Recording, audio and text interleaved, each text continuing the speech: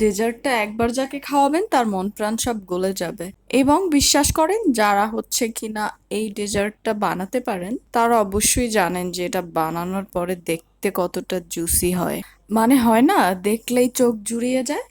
তো যাই হোক, আজকে করে দেখাবো তিরামিসু। তো চলেন দেখে আসি খুব অল্প সময় কিভাবে আমি এই তিরামিসু তৈরি করেছি।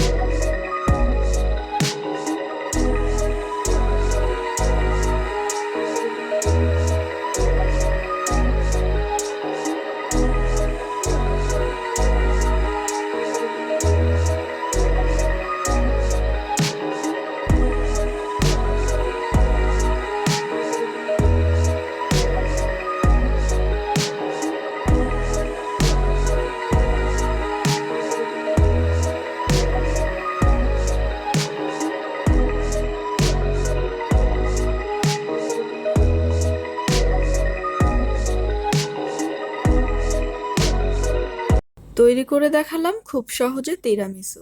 এটা বানাতে যেরকম সহজ, খেতেও কিন্তু অনেক মজার, আবার দেখতে তার থেকেও বেশি জুসি। আমরা অনেকেই আছি যারা কিনা হচ্ছে নিত্য নতুন রেসিপি ট্রাই করতে খুব পছন্দ করি, তাদের কিন্তু বেশ উপকারে আসবে এবং মেহমান আপ্যায়নের জন্য হতে পারে বেস্ট একটা রেসিপি। তো আমার রেসিপিটা যদি আপনাদের কাছে ভালো লেগে থাকে তাহলে অবশ্যই আমাকে কমেন্ট করে জানাবেন এবং আমার ভিডিওটা ভালো লেগে থাকলে বেশি করে শেয়ার করে দিবেন। তো আজকের মতো এ পর্যন্তই। আল্লাহ হাফেজ।